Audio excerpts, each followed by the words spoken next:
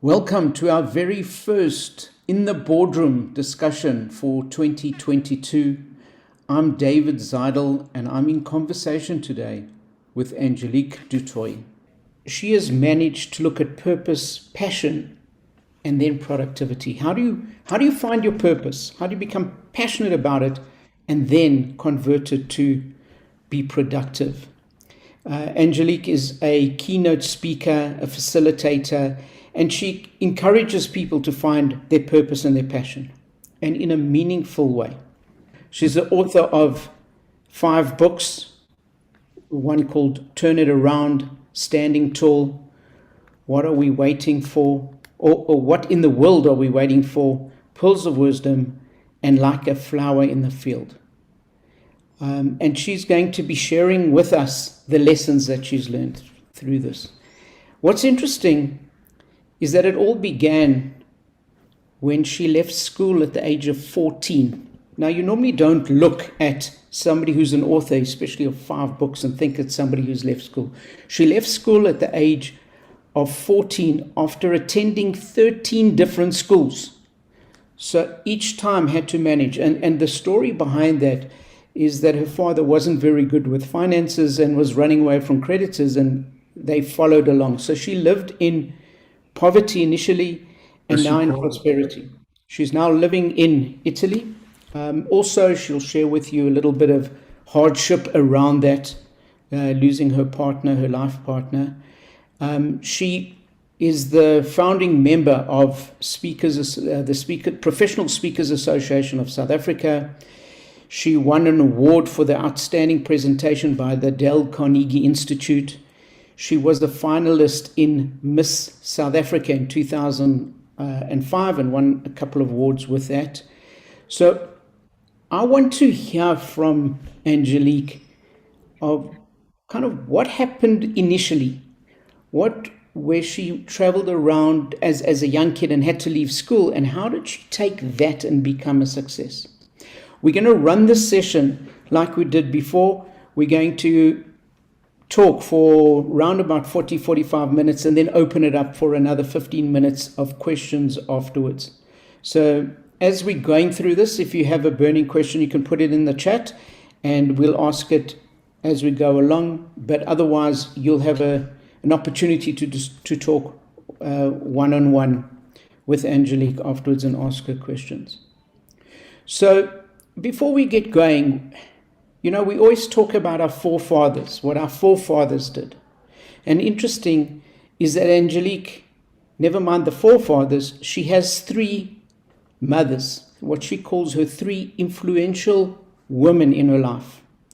And the one was her mother, the one was a choir lady, and the other was a multi-level marketing businesswoman. And all 3 of these women molded her into who she is today. So, Angelique, I want to welcome you to this, and I just want you to please just initially take us back, give us a little bit about your history, your personal history, and then how did you go from that to be able to build a business and to write books and become as successful as you are?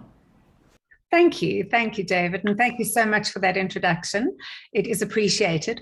I would have loved to have been Miss South Africa in 2005. That would make me a lot younger.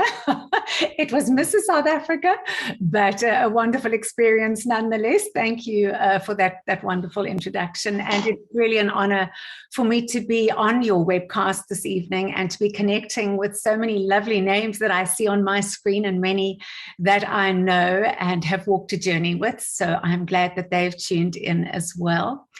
And so, yes, to get right to your question, David, life is a very interesting journey. And it has been wonderful to look back and acknowledge, first and foremost, that we are spirit, soul, and body, and that all 3 of those need to be connected together for us to be wonderfully, fully functional as human beings. And when I look back at my start in life, as you so beautifully put it, the 3 very influential women in my life, I sit here today because I had a mother that went through a very difficult life, but taught me foundational lessons that to this day, they still remain my gems in my life. And we grew up in an environment where my father was very unpredictable, a lot of aggression, a lot of violence, a lot of not knowing what tomorrow would hold. I look at what's going on around the world today in terms of poverty, what is happening with the pandemic, and I realized that that was a large part of our life then. But the one thing she taught me was it did not matter how difficult things became. You never, ever give up. You never, ever quit. It doesn't matter what the challenges are. You never compromise yourself for anybody, and you never lose your hope. And that is why today I am absolutely passionate about inspiring people with hope through authentic speaking and writing. And so in this journey of going from school to school, I think we lived in just about every town in South Africa until the age of 14, where my father said to me, you can no longer go back to school. You need to go and find work to contribute to this household. Excuse me. So I knew that his word was law. And I found a little local community newspaper, and inside there was a 2-liner advertisement, and it said, apprentice hairdresser required, no experience necessary, immediate start. And I thought, well, I've got to get this job because I cannot come home and say I have no work. And by the grace of God, I got that job. I watched how the apprentices around me worked, and I thought, well, if you're going to work that hard, I'm going to work that much harder. Because what I've discovered in life is that the need drives the solution. And so the need in my life was so great, therefore I was forced to find a better solution. And so I did work very hard. And I think that's where the work ethic of giving it everything that you got started. And so that lasted for 2 years until one day the hairdressing union visited the hair salon. And of course, I was not who I said I was, because I told them I was older than I was. And of course, I was underage. And so life gave me another message. It doesn't matter how hard you try, it's not going to work. And so I was dismissed. And so from there, without going into too much detail, just because of time, my life went in a downward spiral. I looked in the wrong places for the wrong things. I looked in the wrong areas at the wrong people to give me the solution I was looking for in life. And it so happened that at the age of 21, I was somewhere between merely existing and contemplating death. Until the second woman appeared in my life, and I met her at a church. Never seen her in my life before. She came on in the choir, and somehow her eyes connected with mine, and it was as if she was looking into the mirror of my soul. And at the end of that service, I got up thinking, if nothing changes today, I'm not sure I'm going to be alive tomorrow. And as I walked out to that door, who should be standing there but that woman? And she took my hand and she said, you don't know me, but my name is Jenny Ward. And if there is anything that I can do to help you, here is my number. That was the day that my life changed. That was the day that I understood that there was a God that loved me, that there was a God that saw me. And that was the day that new life came into my life. And I'm eternally grateful to that woman. But she taught me some profound life lessons. And the life lesson she taught me was that much of the emotion that we go through is not just emotion, but it's often based on what is taking place on the inside of us. And what was taking place on the inside of me was deep anger, lots of unforgiveness, probably oceans of bitterness. And what was it doing? It was making me sick. And when I came to the realization that through forgiveness, through release, through, living with a spirit of grace, I became so free in my own life that I built a business structure around that based on the platform that internal transformation is the key to having external impact. And so it was a journey from there. I'm not going to say that everything changed overnight. I had some serious work to do. I had a very wounded heart that needed to be restored. And so as I grew in confidence and started to wonder what it was that I was going to do with my life, the third woman accessed my life. And she invited me to a business opportunity meeting. And knowing my background as I did, I wondered what on earth I was going to do at this business opportunity meeting. And I tried to explain myself to her, and she said to me that you're exactly the kind of person we're looking for. We're looking for somebody who has drive, who wants to be successful, who has a need to succeed. Well, of course, that was me. And so I was taken to a multi-level marketing presentation, and I walked in there and I was surrounded by enthusiasm and people that were successful and beautifully groomed women. And I looked at this in awe and thought, could this ever be me one day? And we sat at these beautifully decorated round tables and everybody was handing out their business cards. And for me, it was like another world. But I had a dream that was deposited in my heart that day. And as I listened to the woman giving the presentation, I thought, if she can do it, I can do it. And so that, at a very young age, was my introduction to the world of direct selling. And direct selling meant that I could start to create my own home-based business. I didn't need to be educated because I wasn't. I didn't need to be wildly intelligent because I didn't consider myself any of those things. I just needed the ability to succeed. And little did I know, and this is the message that I really want to put across today, is don't despise the day of small beginnings. Because that one decision to put fear in my back pocket, because that drove my life, fear, was to really confront that spirit of fear and say, I'm going to overcome this. I'm going to find my courage and I'm going to push through and take this opportunity.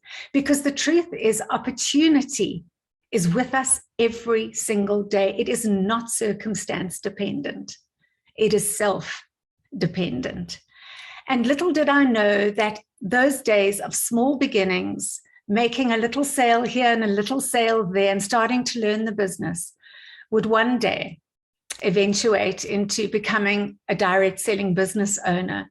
And more important than that, that's just a part of it. It's the number of people that one life can touch that makes a difference in somebody else's life. That is the true success for me. Often you've written 5 different books, and I keep thinking back to Stephen Covey wrote a book called The 7 Habits of Highly Effective People. And then it was a massive success. And then he wrote a book called The 8th Habit. So it's almost like we thought he gave everything he knew, but then he found another habit that we didn't know. And first of all, your story with writing 5 books, is it a case that you wrote what you thought you wanted to give, but then there was just more and more to give? And second of all, could you take us through what's the key lesson from each of those books? What's the key focus? What are you trying to teach us from each of those books? Thank you, David. Communication was something that I felt was inborn in me, and that's a lot about what I speak of, is that we all have gifts, talents, and abilities that are entwined in our DNA. The problem with life is that life often buries those gifts and those talents and those abilities. So I remember as a very young girl, one of the ways that I tried to deal with the pain in my heart was to write. And I believe that again was seed in the soil for the writing that I was going to do in the years ahead. When I went through that traumatic experience at 21, this beautiful mentor in my life, and we're still the closest of friends, she taught me the power of keeping a daily journal. And so I started to journal about my life. And as I progressed through my career and started to see some amazing things develop, I realized that in my 20 years of journaling, I had some books in me. And so I started to, I'm a great believer in a vision board, because what you see is what you get, but you first have to be able to see it on the inside of you before you can see it manifest on the outside. And so I realized that with these journals that I had, if I spent some time really putting strategy to them, I would be able to develop, well, what was going to be my first book. But the key lesson here, and for all of you tuning in, I guarantee you, you are working on projects right now, or you have dreams that you are pursuing, that every step of the way you're wondering, how am I ever going to do this? Or who's going to bother to read this? Or who's going to want to join my business? But the key is to just keep moving forward. And so how do you write a book?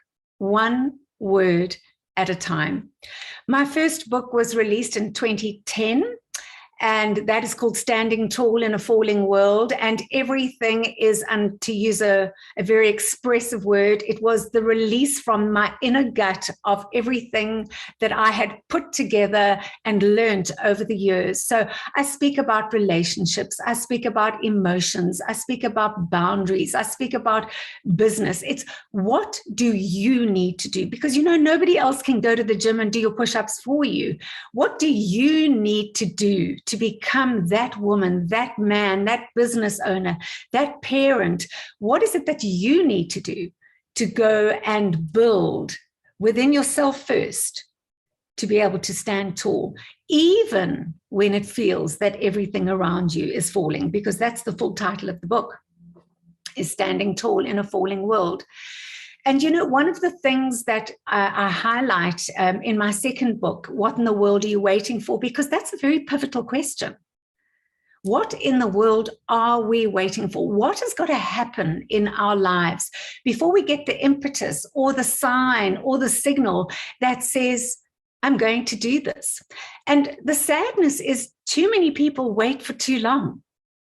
You know, we camp at consideration, procrastination. I'll just wait when the children are older, when I have more money, when I've lost weight, when whatever it is, we camp there. And meantime, opportunities are passing us by. So what in the world are you waiting for is really based on a key learning that I experienced in my own life, going back to where I saw these very successful women passing out these business cards and thinking, I don't even have an education. Well, as I went through and I realized, well, what are you waiting for? You're not going to get an education now, so you might as well let people educate you, let life educate you, let business educate you. So while I don't have any high school education, I gave myself some degrees. My first degree is an MB-CHB, which is a medical degree, but mine is that I have been molded by challenges and blessings. And my second degree is a PhD, and that is that I'm just past having doubts and I'm past having disappointments. Because if we get stuck there, we're going to be asking ourselves for the rest of our lives, what am I waiting for? But never becoming our own solution. And in one of my seminars, there was this very beautiful Muslim woman. And as I was sharing a part of this teaching that I do, I noticed a tear rolling down her cheek. And she came to me at the break and she said to me, you know, your story has so resonated with me because it so aligns with mine. And she said, for years, I struggled with the fact that I didn't have an education. I left school when I was 13, but I knew I had a heartbeat for business. And she said, as you spoke today, I realized that I have been living my entire life with a BSc. I said, what is a BSc? She said, baking, sewing, and cooking. And I said, what are you going to do about it? And she said, well, after today, I'm going to give myself an LLB and I'm going to live life brilliantly. And so I think we need to ask ourselves today, no matter what is going on in this crazy world, is what do I want to give myself? Because if anything is going to be, it has to start with me. The one thing I speak a lot on is choice. And it was a choice to change. It was a choice to take opportunity. It's a choice to take the risk. It's a choice to get out of fear. It's a choice to pioneer a new pathway. And that's where Turn It Around comes in. And in fact, I'm working on a very exciting new project with Turn It Around, because I believe if ever there was a time in the world that we needed to shift perspective, it is now. And that book is all about shifting perspective, because if we can see it differently, we can approach it differently. And if we can approach it differently, we can get a different result. So, those books are very close to my heart, because when you write about your life, you are taking a very vulnerable risk. But I know that I don't just write theory, and I don't write somebody else's ideas. I might use somebody else's quotes to support my idea, but I know that it's based on pure, authentic, key life lessons.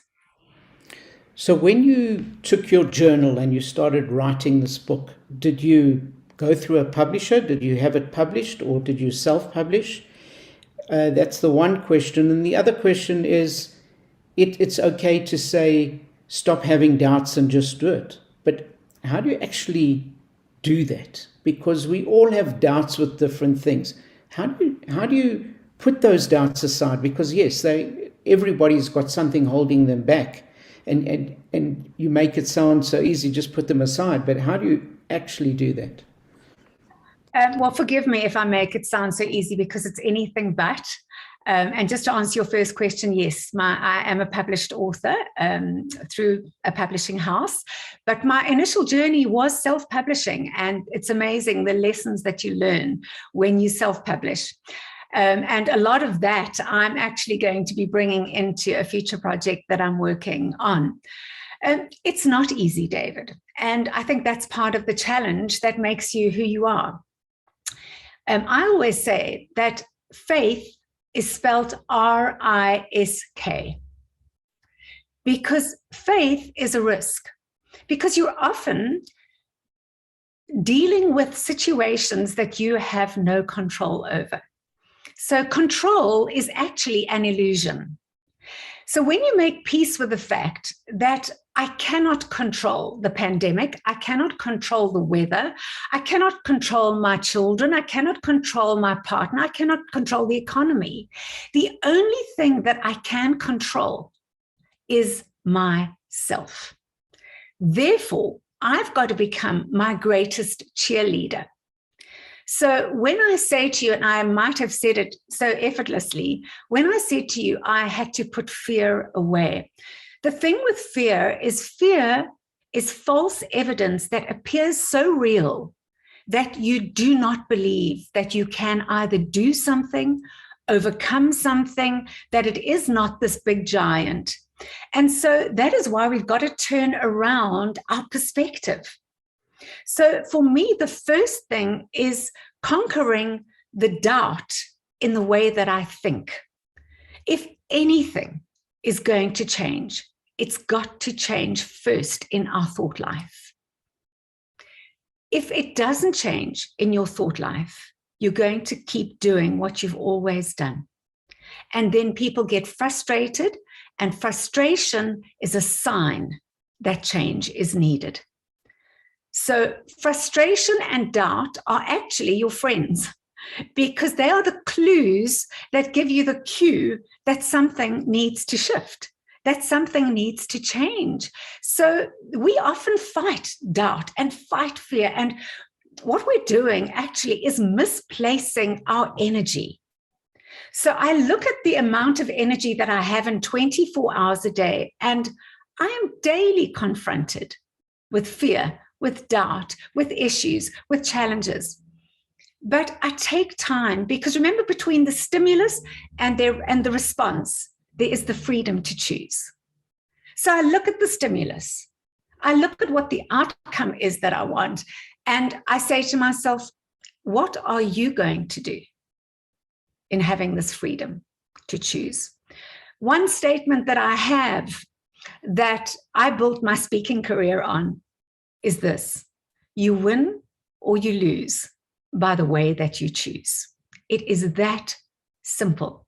Simple in words, not always simple in practice. But if we don't do it, if we don't realize that choice resides with us, nothing is ever going to change. And it's important for us to remember that three things surround us all the time: time, opportunity, and choice. And those three things within a 24-hour period, you can absolutely examine and control. Because you can't control time, but you can control yourself within the framework of time. You can always make more money, but you can never make more time. So you've got to look at your life and say, number one, I am enough. Number two, if it is going to be, it's up to me. And number three, what is it that I want? Which is why I'm so strong on internal transformation is the key to having external impact. Saying if it's to be, it's up to me, but a lot of people don't know what they want that to be. They don't know what, as you say, your purpose is. So how do you, it's one thing putting your doubt aside where you know where you want to go, but for those who are not sure where they want to go, if they're not sure what their purpose in life is, or with a particular project or anything, how have you got an exercise or have you got a method for somebody to go and find out what their purpose is so that they can follow it, as you say, passionately? I think the first thing we need to do is we need to discover our inborn gifts. You know, the reason we're not all surgeons or pilots or firefighters is because everyone is equipped differently. And it's about wanting to take an exploratory journey inward to say, what am I good at? Now, I realized at a young age that communication came naturally for me. I've got another story to that to tell you how I had to overcome a fear by being in a high school play where I could not remember my lines. And I got into such stage terror that I made a vow within myself that I would never speak in front of an audience ever again in my life. Well, you can imagine that level of fear that you have to overcome. But again, it's about going inward. What are you good at? What is it that you love to do? I can give you chapter and verse and stories of so many people who have left their daily jobs to go and pursue what they are passionate about because they have connected with that inner gift, that inner purpose. And I've said it already, and I'm going to say it again. It's not about the fact that you build a successful business that makes that my purpose. That's not my purpose. That's a reward. That's the benefit. My purpose is touching people's hearts and minds. And that's the purpose I discovered. And at the same time, David, it's not about being, it's not rocket science. Sometimes somebody's purpose can be a simple gift of serving. Have you been to somebody's home when they have a gift of hospitality and you feel like royalty? Because they are functioning in their passion. They're functioning in their purpose. They're connecting with that inner part of them that comes alive when they do what it is that they love to do. And so that's the question we've got to ask ourselves is, what brings me alive? What is it that lights my fire? What is it that comes naturally to me? There are so many people that are so gifted, but have just not taken the time to recognize it as an inborn gift or to attach passion to it or even to allow it to become an area of productivity. There are many people who are looking for opportunities today, and I want to tell you the pandemic has caused chaos. But on the upside, the pandemic has opened up the world to opportunities, to new thinking, to new ways of positioning oneself, of becoming creative, of witty inventions. Why? Because the need is driving the solution. So if we would just take the time, I call it self-care, and self-care could be many things. But if we would just take the time to care enough about ourselves to say, you know what really does make me tick? What is it that really lights my fire, that gets me up in the morning? Because if you don't know your why, you're going to merely exist. And believe me, I have existed and I have lived in abundance. And existence, nobody will ever convince me that is what life is made for. We are meant to be alive all of the days of our lives. And yes, it's going to take a lot of self-panel beating and a lot of risk taking, but I can tell you it's worth the price. And I've seen that when you build that level of resilience within yourself, I've seen it through loss, I've seen it through lockdown, I've seen it through many life experiences, that when you build an inner foundation and you get in touch with who you are, spirit, soul, and body, your life can look very different to what you believe it can right now. So the simple theory, as you said, do I have some practical tips? Start with where you are and start with what you've got. But first and foremost, appreciate, love, and care for yourself first, because you cannot give what you do not have. Fantastic. Talking about giving when you've got something, I know you've got a story about the little Russian doll, the babushka, that you kind of open up and there's another one inside. Do you want to share that story with us? Yes, I was in St. Petersburg in Russia, and babushka dolls, and in Russian the word is a matryoshka, which actually means a grandmother. And I was just so enamored with this whole concept of the babushka doll, because it instantly spoke to me of identifying the potential in someone. Because a babushka doll starts off with the tiniest little doll, and it fits into a bigger doll and a bigger one and a bigger one. And some of them in that store were 1 meter high. And being a great studier of human behavior, I looked at this babushka doll as such beautiful symbolism to say, isn't that what leadership is all about? Is that this matryoshka, this grandmother, goes into herself and into her generations and into her children and her grandchildren. She builds in foundation, she builds in structure, she builds in self-belief, she sees the potential. And that's really what we're all called to do, is to see the potential in one another. And so for me, that whole art of the babushka doll is a beautiful example of life leadership. Because for me, leadership is, sure, you've pioneered a way for others to follow, but you've held on to somebody else for them to get you to where it is that you've got. So you in turn need to turn around and bring along those people with you. It was Ogilvy Mather, the advertising company, that had this beautiful theory that really stimulated this whole training that I do on the babushka doll. And that is, if we employ people smaller than ourselves, we will become a company of dwarves. But if we employ people greater than ourselves, we will become a company of giants. And that is where collaboration comes in. That is where, one of the things that I talk about in leadership is a round table. What is so special about the round table is that it has no head and it has no ends. And so we need to get around a table and invite collaboration, because people are sitting with gifts and ideas and talents that you may need in your business that could take you to a level that you've not experienced before. So for me, the babushka dolls are a very precious part of my key learnings in life. Robin just made a note on the chat saying, it's not your why if it doesn't make you cry.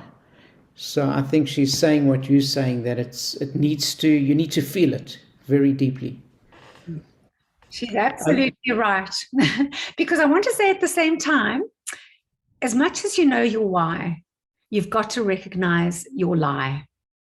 What is the lie that you tell yourself that you can't do it?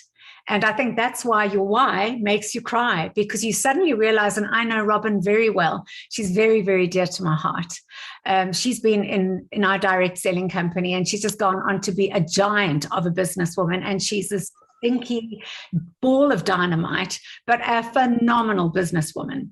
And you know, when she says it makes you cry, I've watched that journey in her life. Why? Because she's connected her gifts with her passion. And it goes beyond just creating a phenomenal business. And I mean, it's a multi-million business. It goes into touching the lives of other people. So she's a perfect example of the babushka doll. Great. And when you say if it must make you cry, I think of a story that with my kids, I've got two young kids, and somebody was crying, and they said, but why are they crying? And we had to tell them, no, those are happy tears. So you can actually cry. You've got sad tears and happy tears, and this cries when you find your passion. Those are the happy tears. Another analogy or another thing that you have is the halt. You have a concept called halt. Somebody told me today, in fact it was Tracy told me earlier, that spoke to her. Could you just talk us through that? Sure. I'll just give you a background as to why I use it so strongly in my life. And that is that 2 years ago, I lost my husband unexpectedly. Super fit, healthy, amazing human being. We did life together. We were in business together. We were life partners. And there was absolutely no sign that anything was wrong. And on the 31st of December, went out for a morning run. And by that afternoon, he had passed away. And so I came to Italy to register his death. And I was to be here for 6 weeks. And then, of course, COVID hit. And as you would remember, Italy was pounded with COVID. And so 6 weeks turned into 10 months of almost total isolation. And I went through some very deep valleys and some very deep spaces. And it was then that I had to say to myself, are you going to practice what you preach? Are you going to put into play everything that you have ever spoken about, ever written about, ever stood on stages and motivated audiences? Now you find yourself here. How do you apply it to your own life?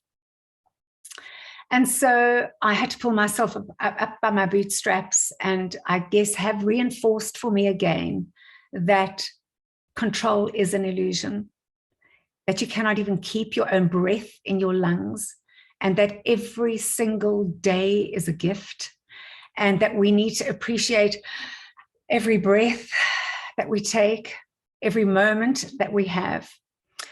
And then I realized, as I was starting to get comfortable with hibernating, that I was perhaps not going to re-emerge. I might just stay in the mountains of Italy and live a very quiet life. And then I had so many reasons why not to. But as I made the decision to re-emerge, I started to realize that in lockdown, I had developed some patterns that needed to be challenged. And that's why I say, it's if you want to do something, you can. So the HALT acronym is, I realized that my emotions had gone into a well. I realized that my sparkly joy that I live with usually was a bit dampened, and that I was wondering what the future was going to look like. And so my little challenge to myself was, if I had a bad reaction, because remember, we can always react or respond, but if I would have a bad reaction to something, I would ask myself on the H, am I hungry? So be careful what you do when you're hungry. It might give you a result that you don't want. Am I angry? Because anger is one letter short of danger. Now, that's not to say that we don't have reasons to have legitimate anger, but anger can take you down a rabbit hole that you may not want to be in. And that was a key learning for me. Am I lonely? And I can tell you, for months in lockdown, being in this home, not being able to leave, you go through enormous bouts of loneliness and aloneness. And when you've had a very close relationship with your life partner, it's extremely difficult to make those adjustments in your life. And then the T is, am I tired? Because I find tiredness and me makes me very vulnerable. And so that acronym is something I will carry with me for the rest of my life, because they are markers along the way that say to us, just be cautious before you respond. Because, you know, words are a creative force. We can speak them over ourselves and we can speak them to other people. But once we have spoken them, it is very difficult to retract them. So before I react, I go through my HALT. And so I hope that's meaningful to your listeners. So let me ask you a question where you go through all of these things. You deal with the anger and the loneliness and the tiredness. You say you need to learn how to react from whence the stimulus to your reaction. Do you ever, or do you fear anything? And if you do, are you happy to share what some of those fears are, and how do you handle it? How do you cope with those fears, given especially that you seem to be the guru who should be able to handle it all, and often it makes it more difficult that you're now seen as the person who has to be perfect? I am smiling. You know what they say about speakers? Speakers are probably the most introvert people you'll ever meet. So do I have fears? Of course I have fears. I grew up living in fear. Fear has been my greatest enemy all my life. I didn't often live in fear. I lived as a child often in terror.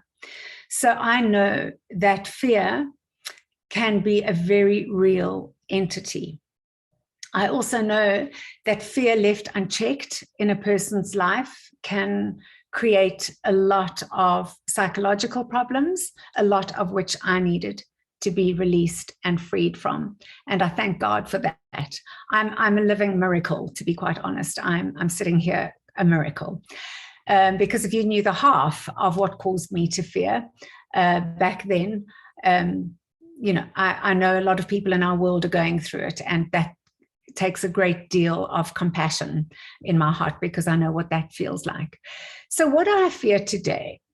I fear at times that we have a wrong perspective in the world, in that we are often believing that things are going to change all by themselves, where my message is, if all of us could just reach one person every day in a different way, we would have touched 365 people in a year.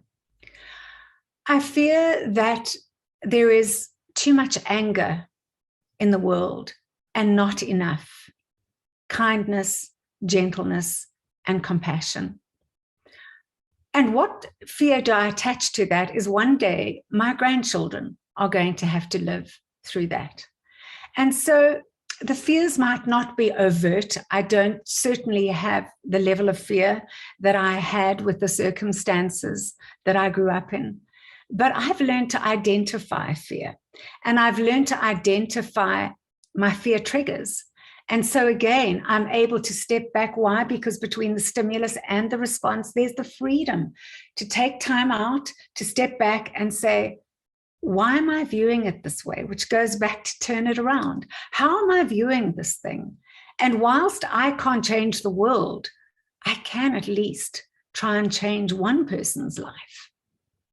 And so fear is what you make it. You know, it can become a great big giant in your life, or you can shift your perspective and say, how can I view this thing differently? And if it's a fear that doesn't leave, then I would suggest that you go and get counsel. Those were the 3 women in my life that helped me navigate that journey through thinking differently. Because if it doesn't change within me, it's not going to change externally. Wow, it's so interesting what you say, because within Judaism, there's a saying that if you save one person, it's as if you've saved the whole world. And this is exactly what you're saying. Into, the hand that rocks the cradle rules the world. We don't realize how influential we are. We don't realize how powerful we are as parents. We don't realize how deeply we impact other people's lives.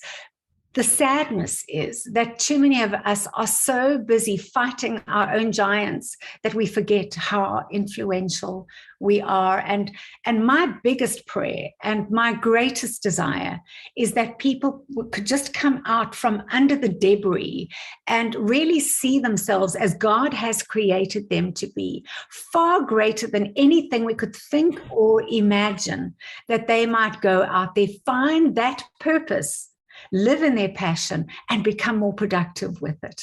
I don't believe in retirement. I believe that you need to be refired, because your life is not over until it's over. So my idea to just hibernate, I was never going to live with that, as much as I wanted to just actually run away from life at times during the last 2 years. So here's another quote for you, based on what you just said.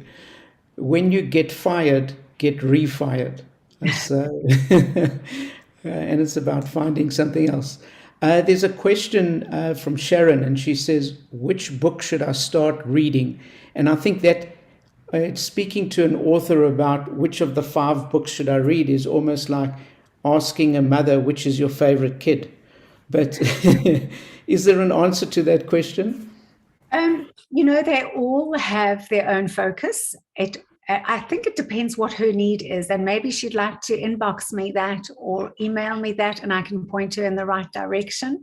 But I would say Standing Tall in a Falling World is really finding your inner grit. What in the world are you waiting for is actually my life story in the raw, and Turn It Around is about shifting perspective. Pearls of Wisdom is a daily devotional, very inspirational, just gives you that on the run, day by day for 365 days of the year, just a pearl of wisdom to say, okay, I need this today. And then Like a Flower in the Field is a book I co-authored with other brilliant authors. And it really is about the study of women who have made a difference in a time long ago, but very relevant for today. So I am going to open it up just now for anybody who's got questions, but just a quick question from myself before people can unmute themselves and ask the questions. If you're looking back and you're 99 years old and you're about to receive a letter from the Queen saying, happy 100th birthday, what do you want to look back on and think, this was my greatest achievement? A woman who loved God and a woman who loved people. Wow. And a woman of deep, deep gratitude. I have experienced oceans of grace in my life. I should not be sitting here today, but I am. So you're living in that world of just gratitude, an attitude of gratitude, basically. I am. Fantastic. Excellent. So there are lots of comments coming through about thank you, amen, you are such a beautiful person. So you've got, obviously, as it is, touching a chord with everybody. So I'm going to look at, until somebody does ask a question, I want to just look at 3 different things. Is it the same message that you're giving wherever you are in your life at different ages, or does your message change per age or per stage? Is it a different message for a 20-year-old, a 50-year-old, a 80-year-old, or does it depend where that person is at? I've done a lot of talks at high schools, and of course I have to re-engineer some of the content for that age group. My passion really is talking to adults, because we've all been on a journey. I think probably one of the best ways to answer that question is, when I had my first book released, I was asked to go and speak to prisoners in maximum security at a prison which they call Sun City, and it's not because it's a fabulous place, it's because the lights never go out. It's one of the biggest prisons in Johannesburg. And I had to again put fear in my pocket and go and speak to these people who were supposedly in a rehabilitation program. And I met the most amazing people. It was a 6-week program that I volunteered for. And I met people in there who were lawyers, who were bankers, teachers, mothers, extraordinary people. And what I realized in terms of giving a message, I cannot speak about business to people who are sitting in prison who feel they have no hope. The only message I can go with is hope. But when I left the prison one day, I realized something quite profound. And I realized that I couldn't leave the prison, even though I was 5 levels down in the most awful surroundings you've ever seen. I realized I couldn't leave that prison unless I was led out under guard, of course, and that all of the doors and gates were unlocked for me. But as I walked away, I realized that the problem with most of us in life is that we might not be physically behind bars. We have the key, but we are in prisons of our own making. So what is the message? Is it the same? The message fundamentally is the same, whether you're at school, whether you're in a prison, or whether you're highly successful in business, or maybe a celebrity. But it does not disqualify you from keeping yourself in a prison. It doesn't matter what your title is. It doesn't matter how much money you have in the bank. It doesn't matter, who you are.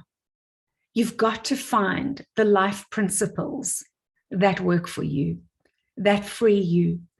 And so I think one of the greatest satisfactions that I got in that intervention in prison was to give them a sense of hope, even though some of those people were never again going to see the outside world.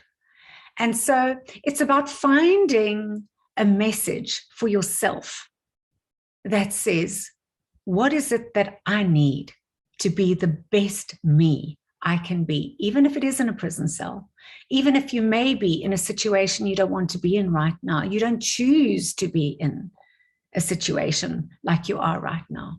But what is the key that I'm holding that can unlock the door to my future?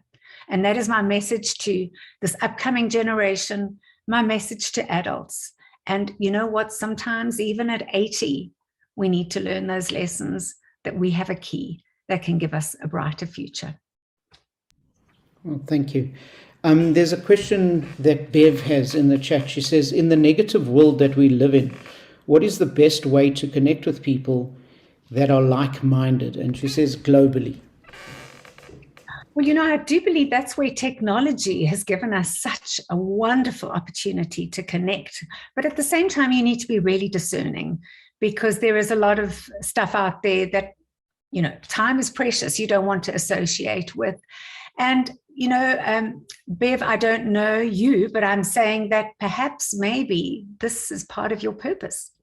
And it's part of what it is that you should be doing, is starting a group to connect like-minded people with you.